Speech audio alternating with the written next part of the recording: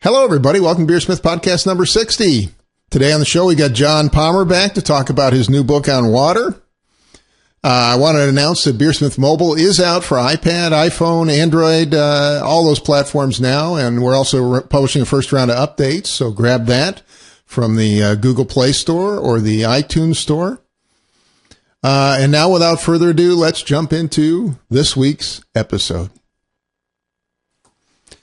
Today on the show, my guest is the one and only John Palmer. He's the author of How to Brew, Brewing Classic Styles, and a new book coming on brewing water. His website is at howtobrew.com. John, it's great to have you back on the show. How you doing, man? Well, thank you very much. It's great to be here, Brad. How are things out in California? They're very pleasant right now. Had a couple of days of rain, and now it's back up to 70, 75. You getting all nice. spun up for the homebrewing conference? Oh yeah, I'm really looking forward to that.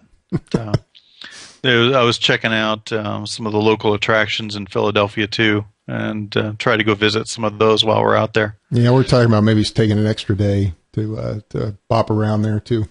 Yeah. Well, I want to start talking about your new book you got coming out.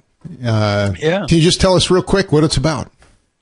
Well, it's kind of everything water. The subtitle of it is A Comprehensive Guide for Brewers.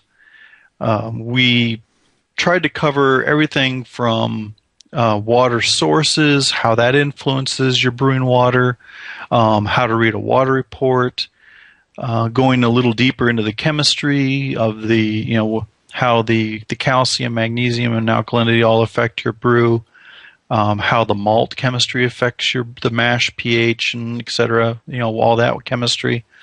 Then we step out and try to make it a little more useful for professional brewers and look at water treatment processes that they would use on their source water coming into the brewery, such as softening and carbon filtration and such.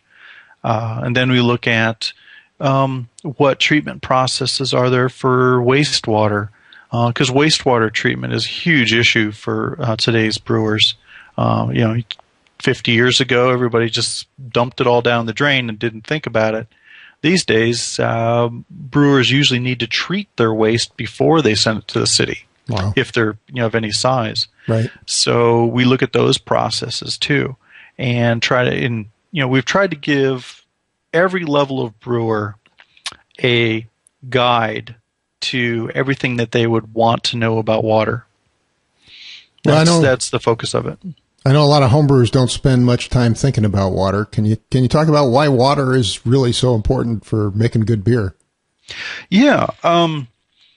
The example I like to use is tomato sauce, because when it comes right down to it, water is your seasoning in the beer. And I'm not talking about hops here, because that's a component. That's like your spices and herbs and so on in your cooking, as opposed to the actual seasoning. If you're adding salt to your food as you're cooking, it's the same thing in looking at your water when you're brewing.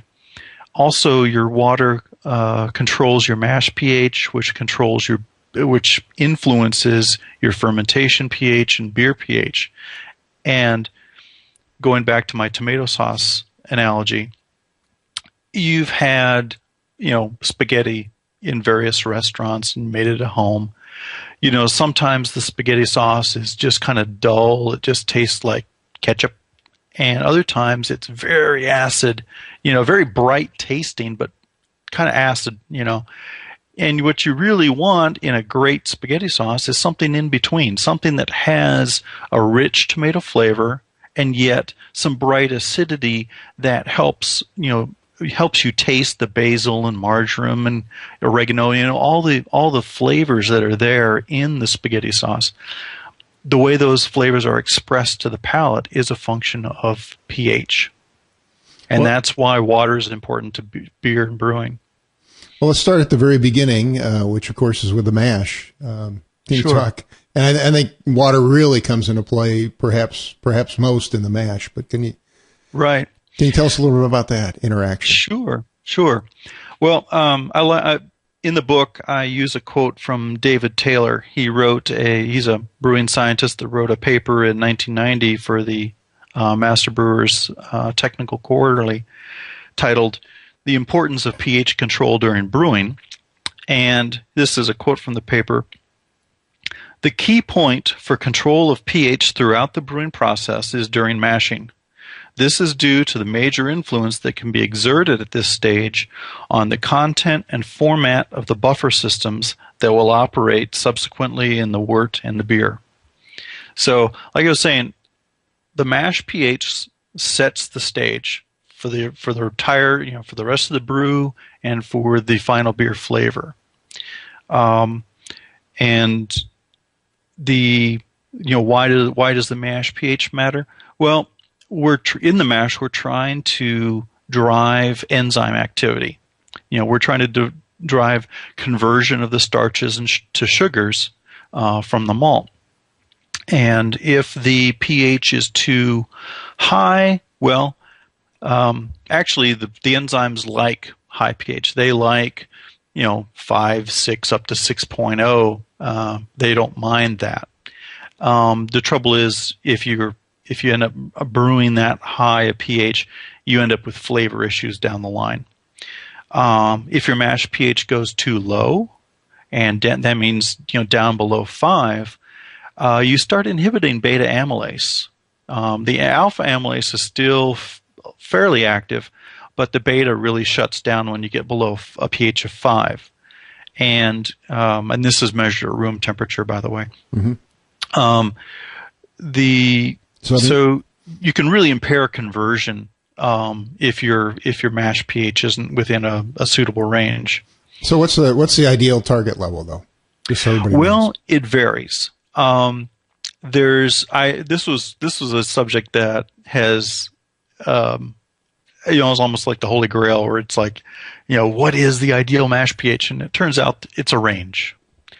You look at various brewing scientists such as Kuhns, Wolfgang Kuhns, and Charlie Bamforth did a real nice survey of pH a few years ago, and various other authors as well. De Klerk and so on. Generally, it all shuffles out to somewhere between 5 and 5.6.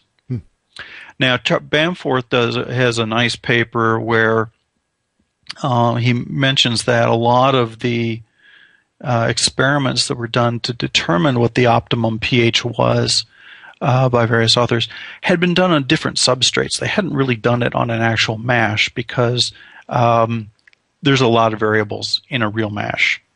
And so what they would do is they would use a different starch source, one that was more singular, or use a particular water in trying to reduce the number of variables so they could see the result more clearly. His work, Bamforth and his partners' work, indicated that higher pHs were more effective for enzyme, optimization. And certainly that is true. But when you look at beer flavor and wort pH and final beer pH, you want to be down more in somewhere in the 5.2 to 5.6 range. The particular pH that you use for your beer really depends on your beer's recipe. And going back to the tomato sauce analogy, depending on your ingredients and depending on the flavor you want, you may have an optimum pH of 5.3 for that beer, 5.2, 5.5. It depends on that recipe. So it's a matter of knowing that I'm looking for something in the range of 5.2 to 5.6, and then brewing that beer, successively, different times, and looking at the pH that you get and adjusting it, for taste and flavor until you find out what the ideal pH for your beer is for a particular recipe. Well, even before you can adjust the pH, you got to understand what your water source looks like. So how do you go about reading, say, a local water report, which often has a whole pile of numbers that I don't understand? Right. That's a great one. Yeah, water reports are generated, by the city or the supplier, according, at least here in the U.S. And Europe, to Clean Water Act type rules. They're looking at contaminants. They're looking at toxins and carcinogens and known contaminants in the water supply that make it unsafe to drink. So the water report typically focuses on, we have tested for these known contaminants. All of their levels are below the maximum contaminant level, the MCL, or the maximum contaminant level goal. And so therefore we are giving you clean water. Then you have secondary requirements for substances like sulfate, where they don't have, it's not a contaminant per se. Mm-hmm. It's a naturally occurring thing that usually is of no consequence, except they say, well, for best flavor, you should have it below 500 ppm. And so they'll put that as a secondary maximum contaminant level, indicating that you really don't, it's a guideline. You don't want to exceed that in your water supply. What we're interested in as brewers are the calcium, magnesium, total alkalinity. Those ones are the ones that drive pH. Those drive your water pH, and they drive your mash pH. Then you have your sodium, chloride, and sulfate. Those also participate in the balance of the water pH, but they don't affect mash pH. They do, however, affect flavor. There's a quantity that is known as the sulfate to chloride ratio, and it's not a magic number. It's a generalization where if your sulfate is higher than your chloride, the beer tends to taste drier, a little more assertive, and especially and higher sulfate helps the hop compounds, which are sulfur based, helps those pop. If the chloride is higher, or if they're equal, or slightly chloride high, then you tend to get a rounder, sweeter, fuller taste from the beer. Not as dry, not as assertive, it's a little softer. So that's how those other three ions affect flavor, is just by that chloride to sulfate balance. I know you have to be careful too, don't they? A lot of city water systems, don't they flush their systems with chloride like once a year? Well, there's two things here. There's chlorine, I should say. Chlorine, yes. Yeah. Chlorine is different from chloride. Chlorine is the residual disinfectant. It's the source of chlorophenols in our beer, which mm-hmm. have that Band-Aid kind of character. It's a definite off flavor.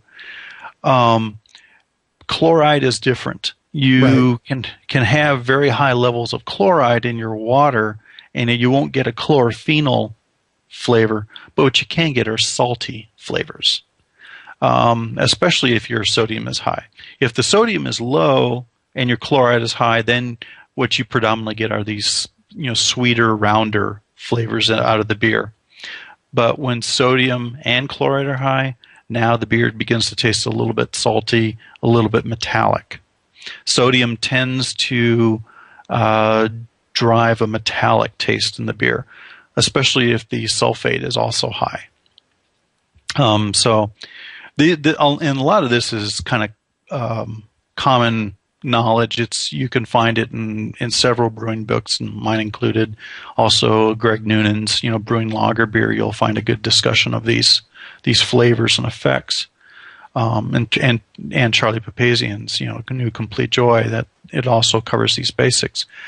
So that's when you're looking at a water report, you're looking for what are commonly referred to as the aesthetic standards, and you're looking for the calcium parts per million. That's and magnesium parts per million, or milligrams per liter, same unit. Mm-hmm. The total alkalinity is calcium carbonate. I'll address that more in a minute. Your sodium and your chloride and your sulfate. Very often, because these 6 parameters are not state or national requirements, these are not regulated, you may not see them on the water report, and you may have to call the water department and ask about them. Sometimes you won't see calcium and magnesium broken out into their individual concentrations. You may just see total hardness as calcium carbonate. And that, you can work with that. You can kind of take a 5/6 ratio. Not going to get into that more in a minute, but it's not as convenient as having both the individual calcium and magnesium. Let's see what else there. Common issues. Alkalinity, going back to total alkalinity, is calcium carbonate. Why do I keep saying as calcium carbonate? Well, calcium carbonate is your water scale. You know, when you look on your faucet in your shower and got that crusty white scale on there, that's calcium carbonate. It's not very soluble in water, which is good because our bones are made out of calcium carbonate and calcium phosphate. And, if it was too soluble, you wouldn't have clams and you wouldn't have bones and lots of other things. Because it's not very soluble, it tends to precipitate out, and it's kind of it's dissolved in water. So that's why you have residue on the showers and the drains and so on, right? If you live in an area with hard water, right? Yes, hard water is another topic we'll have to pick up in a second. But calcium carbonate, it's dissolved in water, and it's not very soluble, like I said, but it will dissolve if you have sufficient carbon dioxide dissolved in the water. The carbon dioxide, when dissolved in water, forms carbonic acid, and the carbonic acid and the calcium carbonate kind of exist in equilibrium with each other. So the higher concentration of carbonic acid you have in the water, the more calcium carbonate you can dissolve in. And when you run the water through a faucet or a shower head, and it vaporizes and vents, all the carbon dioxide comes out, or a much lower effective pressure, and therefore the calcium carbonate is now unstable. It precipitates out. And that's why you see it built up on shower heads and such. It's because that aeration where the carbon dioxide vents to the atmosphere. Well, you mentioned alkalinity a minute ago. Can you talk for a minute about alkalinity and how it relates back to these 3 ions? Right. So in the water report, you'll see total alkalinity is calcium carbonate. And what they're doing there is they're taking a water sample. Your city tap water or whatever may be a pH of 8. There's some proportion of carbonate, bicarbonate, and carbonic acid in that water. Those are the 3 species, the 3 carbon species that make up carbonates in water. Each of these species is dominant at different pH levels. At very high pH, 9, 10, 11, carbonate is the dominant form, and that is CO3 with a -2 valence. Around normal potable water, pH of 7 up to 8.5, your bicarbonate is dominant, and that's HCO3 with a -1 valence. Sodium bicarbonate, baking soda, is something that everybody's familiar with. It's the same ion, bicarbonate, HCO3. And that is the dominant form in drinking water. If you get down to pHs of 5, 4, then carbonic acid is the dominant form, H2CO3. And without going into too much acid theory, H2CO3 exists in equilibrium in the water with dissolved carbon dioxide. Right. And actually, H2CO3, the carbonic acid, is only a very small proportion in that equilibrium. Every time you form carbonic acid in water from, say, bicarbonate, if you drive the reaction that way, a greater amount of that becomes dissolved CO2. So that's why, and going back to the shower head example, that's why it vents easily and so on, because most of the carbonic acid dissociates into carbon dioxide and water. That's where it's most stable. So total alkalinity is a measure of all those carbonate species, and the way they measure that is they titrate the water sample with acid to take it from the initial water pH down to a pH of 4.3. 4.3 is when all of the or most of the carbonates and bicarbonates have transformed to carbonic acid. And actually, it's like 99%, but who's counting? So that's the definition of total alkalinity as calcium carbonate. It's the milliequivalents of acid necessary to move the pH from the initial water pH down to 4.3. You will also find in a water report many times they'll quote bicarbonate. And if your water pH in this water in the report is around 8 to 8.5, then bicarbonate is the dominant species, and it represents like 97% of the total alkalinity. So you can kind of convert between the two. And a lot of people are probably used to looking or hearing about bicarbonate in water. What you really want is the total alkalinity. But if you recognize that, at potable water pHs, bicarbonate is about 97%, well, then you've got most of it. So that's how to read a water report. There's 6 ions that you need to be aware of. Your calcium, magnesium, total alkalinity or bicarbonate, sodium, chloride, and sulfate. Mm-hmm. Now, hardness. Calcium and magnesium are referred to as water hardness.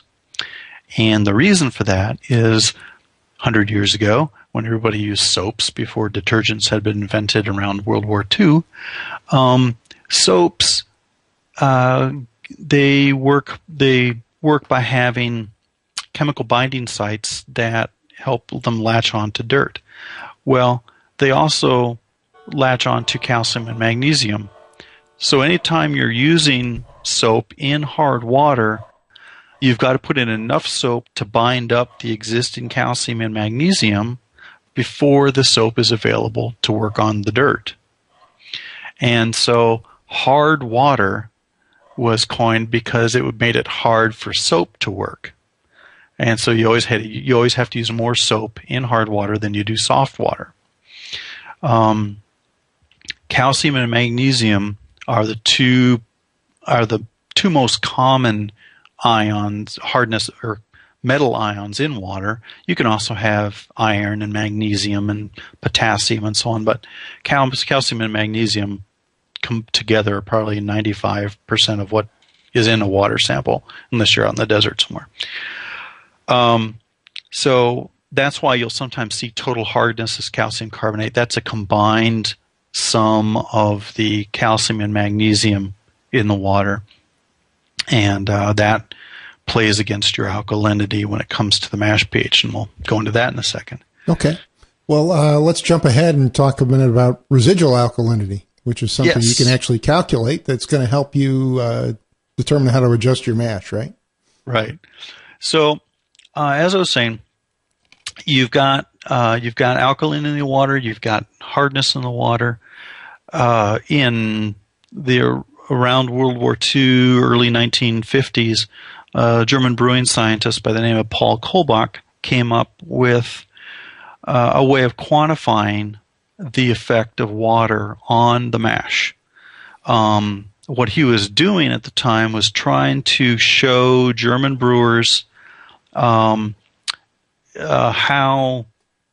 to adjust mash pH in view of the Reinheitsgebot. The Reinheitsgebot, of course, says that you shall only use pure water, pure hops, yeast, malt, and so on. 4 ingredients, yeah. Yeah. And it doesn't allow you to use water additives, specifically acid, like they do in the United Kingdom for brewing pale ales and so on, where you can use mineral acids such as hydrochloric, sulfuric, to lower the pH, right? To lower the mash pH to the target, and that is to counter alkalinity in the water. I should have said that up front. Alkalinity is a alkaline or basic material substance, and it raises the pH of the water. It also raises the pH of the mash. So instead of arriving in that 5.2 to 5.6 range, your pH could be 5.8 or 6.0. Right. Most groundwater is slightly alkaline, right? Yes, it's most groundwater is up in the 7.5 to almost 9 region.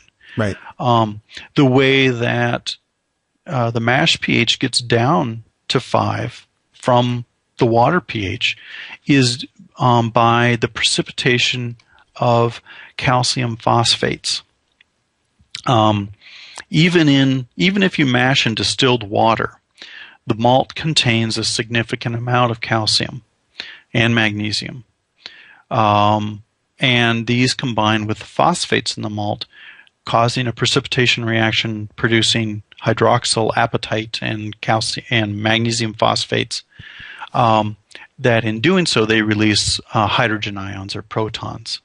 And that hydrogen ion adds acidity to the mash and helps lower that pH to the range that we're looking for as brewers. So malts by themselves lower your pH, right? Yeah.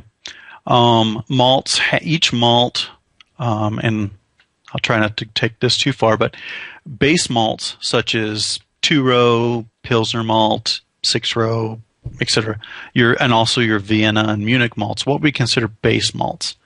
They don't have very much color to them. The color of them in terms of Lovibond is like 1 to 5 Lovibond or SRM or whatever. Mm-hmm. And so most of their acidity or the change in the pH they generate when you mash them in distilled water, which is water without any minerals in it, you'll generally get a pH of like 5.7 to 5.8, sometimes 6, sometimes 5.5. Depends on the malt, depends on the growing conditions, the malting process, and so on, and lactic acid bacteria, which all your base malts have on them. And so if you look at the distilled water pH of that base malt, it's alkaline with respect to mash pH. The target mash pH range of 5.2 to 5.6. Mm-hmm. So, but darker malts generally drive the pH down more, right? Yes. I'll talk about that in a second too. So what you're looking at in terms of, if you're got base malt only, you're going to throw that in your water, in your tap water, and heat it up and so on. Mash. The calcium, magnesium, and phosphates react to generate protons, which lowers the pH. But the alkalinity in the water and the residual alkalinity in the water after the calcium and magnesium act is going to keep that mash pH higher than what you want. And that's where residual alkalinity comes in, the concept of residual alkalinity. Kolbach determined that it takes 3.5 equivalents of calcium and 7 equivalents, or correspondingly 7 equivalents of magnesium to combine with malt phosphates to generate or to neutralize 1 equivalent of alkalinity in the water. And while it's hard to tie this neutralization to pH. That is to say, if you dough in, your pH is 5.8, and then you to calculate exactly how much calcium and magnesium you add to drive the pH lower. That depends on factors also such as concentration, degree of crush, and other things. All kinds of good stuff. Yeah, so there's a lot of variables there. But, I mean, in general, this is the relationship that alkalinity will drive mash pH up, and the addition of calcium and magnesium will neutralize that alkalinity and help the mash pH come down. That's residual alkalinity. So when it comes to adjusting your water for a mash, for a recipe, what you're trying to do is adjust your mash pH. Because like we said, a mash pH is what drives the subsequent pHs and really helps the flavor of the beer. So many people get caught up in trying to emulate the water of a particular city so they can brew that style of beer. And they look at solely, do I have this exact amount of calcium? Do I have this exact amount of sulfate, or each mineral, each ion in the water report? Mm-hmm. That's a step in the right direction, but the real measure is, what is your mash pH? That's the key, is mash pH. Once you get that mash pH in the target range, now you're driving the subsequent pHs on the worts and in the beer. I've seen a lot of brewers over the years try to say, I need to add 400 parts per million of sulfate to brew this British Pale Ale. No. What you need is, a proportion of sulfate to get kind of the right taste character. But you don't need exactly 400. What you need is more sulfate than chloride. That's where the sulfate to chloride ratio comes in, kind of, mm-hmm. To help you look at it as a balance rather than an absolute number, and then look at your mash pH, because that is, like I said with the tomato sauce, and that's going to allow those flavors that are there to be best expressed. Well, can you walk us through calculating residual alkalinity, Sure, and then how that helps drive which additions you need for the mash? Okay, so residual alkalinity, the equation is residual alkalinity equals the total alkalinity is calcium carbonate minus the calcium hardness is calcium hardness is calcium carbonate divided by 3.5, plus the magnesium hardness is calcium carbonate divided by 7. That's a quantity. The calcium and magnesium added together, subtracted from the total alkalinity. Mm-hmm. That you have to have all of these terms in the same unit. So either as calcium carbonate or as milliequivalents. Milliequivalent is it's a quantization of how much charge a ion has. So to explain briefly, calcium, the calcium ion has a +2 charge. Right. The sodium ion has a +1 charge. If you look at the parts per million of calcium or sodium in water, you need to take that parts per million and divide it by the equivalent weight to derive the number of equivalents that are actually there, that are actually going to take part in a reaction. It's kind of looking at reaction proportions is what you're doing. And the equivalent weight of an element is the molar weight, the gram mole weight. So like calcium is 40. You divide that by the number of equivalents per mole, which is the valence, 2, for calcium. So the equivalent weight of calcium is 20 as opposed to 40. Equivalent weight of sodium is the same as its gram weight. It's, I think, 23. Okay, so let's say you go through this process, you get it in the right units, you calculate your residual alkalinity, you get a number out, right? Right. And now, what do you do with that? Okay. So if you look in the back of How to Brew. So I know you got it in the book, yeah. If you look in the back of How to Brew, there's a nomograph there that allows you to calculate residual alkalinity on a nomograph by drawing lines and coming out. You'll generally get a number for most tap waters somewhere between 0 and 120 residual alkalinity, which means that generally your mash pH is going to be higher than what it would be without the alkalinity. So higher number means more, right? Yeah, it means you need more acid to bring that back down to the target range. Okay. And in How to Brew, what I want to qualify here is in How to Brew, I have a color scale above the residual alkalinity result that says, okay, if your residual alkalinity is high, you want to brew a darker beer to compensate because, as you said, darker malts are more acidic. They will bring the mash pH down. My relationship, or the relationship between beer color and residual alkalinity that's in How to Brew was my best guess at the time. Looking at lots of different beer styles and recipes and so on, that was my best, estimate of what the rough relationship between the two was.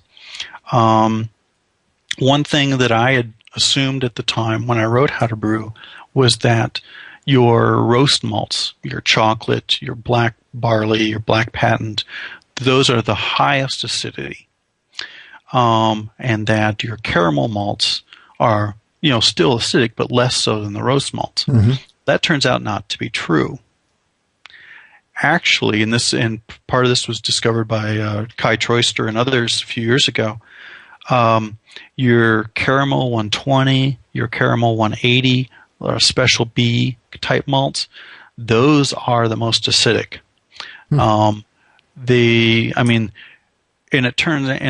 part of the information that we present in the new water book is a lot of data from different sources that kind of try to describe how that change in acidity occurs. Has to do with a change in the type of melanoidins that are formed during the kilning and roasting process. I won't go into that now, but if you look at beer recipes, generally you're using 10-15% of caramel malts and 5 to 10% of roast malts. And generally you're looking at a brown kind of beer color. I mean, some are very dark, like a Russian Imperial Stout. Sure. Some are very red, like an Imperial Red Ale or Irish Red Ale, or Double Bock or something. I mean, so that the amount of acidity is going to depend on what proportion of these malts you have. But generally, they're going to be acidic. Mm-hmm. And that's going to help bring that mash pH down despite an alkaline water. One of the examples that we always point to is Guinness Stout. City of Dublin has water that has a high RA. It has a RA of about 150. And so they developed this beer style, very dark stout, lots of roast malt in it, to have enough acidity to counter that alkalinity, and that's how that beer style kind of came to be. And that, in general, that is the relationship. And the pale beers such as Munich Helles, Munich actually has quite a bit of alkalinity in their water, but what they do is they would pre-boil the water and allow the calcium carbonate to settle out, and then decant the water off of that calcium carbonate. Now they had a water that was much softer and allowed them to brew very pale beers.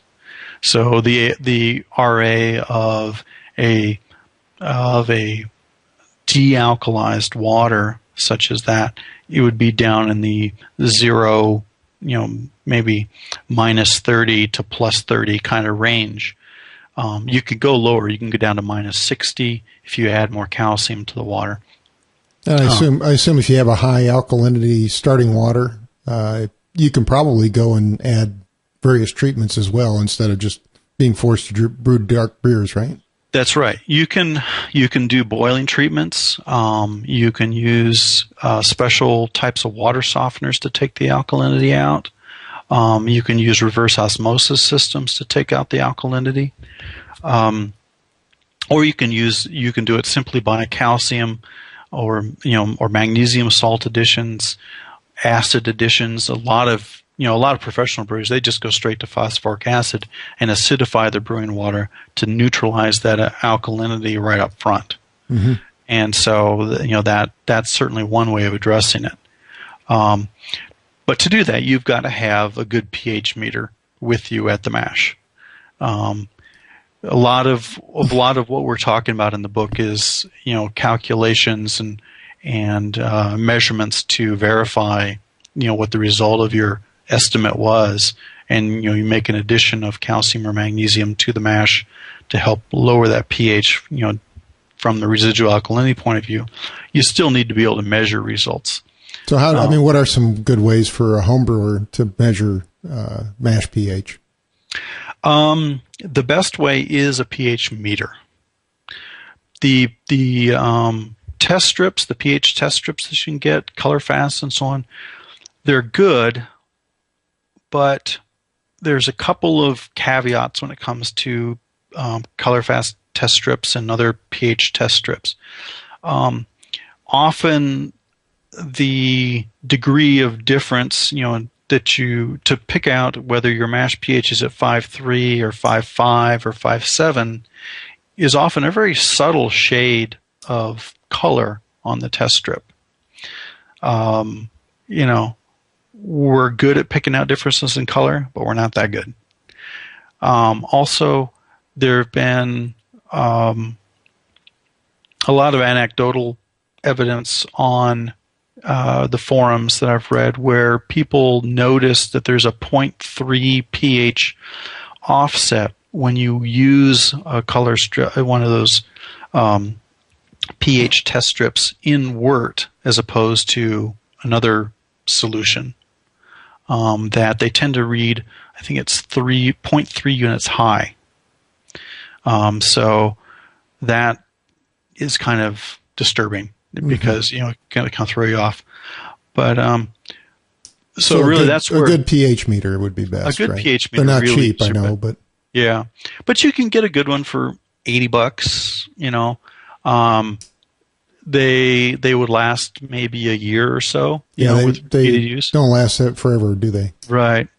So, the more money you spend, the longer it'll tend to last and the better it'll work, but you can get by. And if you're really concerned about improving the flavor of your beer, a pH meter is your best tool because it allows you to measure real results on what you're doing and plan results for the next brew to change the pH or make the improvements that you want to make. Well, we're actually running low on time already, but I was wondering if you could spend just a few minutes talking about how water affects the rest of the brewing process once you're out of the mash. Sure. Well, I've talked about wort pH a little bit, and so you're coming out of the mash, you're going to the boil. If your wort pH in the boil is high, and I'm saying 5.6, 5.8, you are going to extract more hop alpha acid from your hops. These alpha acids isomerize better at higher pH than they do lower pH. Mm-hmm. Now you're thinking, oh, great, I'm going to get more utilization out of hops. Sure. Unfortunately, it is a little, because again, we're talking about pH and the way flavors are expressed to the palate as a function of pH. The bitterness that you get from brewing at or boiling at higher pH is different. My co-author, Colin Kaminsky, he's experienced this, and other pro brewers have experienced this, where they really say you get a different bitterness from the hop. If it's a recipe that you've brewed many times, if that pH goes high during the boil, you end up with a bitterness that is different from the bitterness before. It's a bitterness that would seem to come from a rougher variety of hop than one that you're using. So it's a little coarser bitterness. It's a little harsher bitterness than you are used to. So that's a problem with high boil pH. And then as we get into fermentation, as you get into fermentation is a great leveler of pH. And I've talked with several brewers about this. You can go into fermentation with a variation of, say, like half a pH, anywhere from 5 to 5.5, for instance, and you'll get a much more similar pH coming out of the process. Maybe like after fermentation, pHs are typically below 5. They're usually in the 4.5 ballpark. So the action of the yeast is a great leveler in terms of the pH, but there'll still be some carryover. What was maybe a half pH unit high, say, going into the fermentation, is still going to come out maybe 0.1 or 0.2 pH high in the beer. And we did an interesting experiment a number of years ago and at the NHC in Denver, where we brewed a couple of beers with different waters and tasted those and so on. Everybody said, "Oh yeah, the beers are great." All four of them, but there was one of the two. One was brewed with high alkalinity water. One brewed with low alkalinity water, and one was a dark beer and one was a pale beer.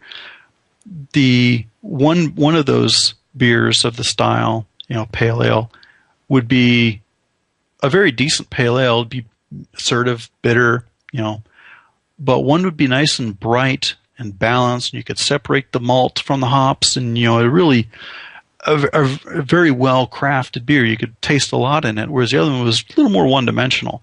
Same with the stout that we brewed.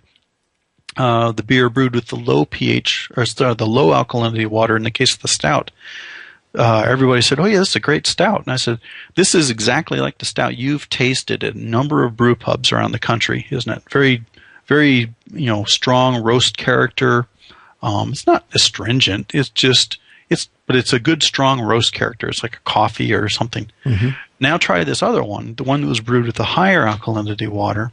And I said, "Now you can taste 2 or 3 different malts in this stout that we used in the brewing of it." And they said, "Oh yeah, I can taste a little bit of smoke. I get some chocolate. I get some coffee." And again, it's due to the beer pH that results from this whole process. So it's matching those up, I guess. Yeah. It's part of the brewer's art. Well, John, we haven't covered all the topics we wanted to, but that just gives me an excuse to invite you back again. Okay. But I want to spend a minute just at the end talking about when is the new book coming out? I know you just finished it, but when is it going to get published? It's going to be published in November, according to Amazon and the distributors and so on. And it's Brewers Publications again, right? Right. The title is Water, A Comprehensive Guide for Brewers. It'll be out November 2013. We just finished it this past week. I mean, just dotting the I's, crossing the T's, and congratulations. Stuff like that. So thanks. I know how hard that is. Yeah. A lot of work. But congratulations to you. And is there anything else you'd like to add, John, real quick? No. I guess people ask me, how important is water? And it's like, when we're talking to homebrewers, we're talking to new homebrewers and so on, we're saying, yeah, don't worry about it too much. Beer will happen. But what I say to intermediate brewers about water is that in terms of your beer flavor, that understanding water is the difference between 30s and 40s in competition. That's a big difference. Yeah. And you can brew a great beer, score a 38 or 36 or something. Good beer, you drink it, no worries.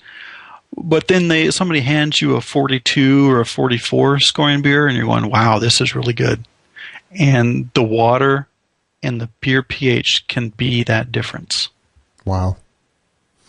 Well, John, thank you again for being on the show. I really appreciate you being here. Well, thank you. My pleasure. Good to be here. Always great to talk to the one and only John Palmer, author of How to Brew, the top-selling beer brewing book on the planet, right? And you can visit his website at howtobrew.com. Thanks.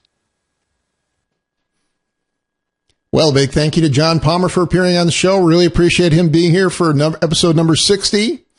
If you have feedback for the show, you can leave it at beersmith.com/forum, our discussion forum, or on the blog at beersmith.com/blog, where you can also find all of the episodes going all the way back to episode number 1. I'd like to thank you for listening, and I hope you have a great brewing week.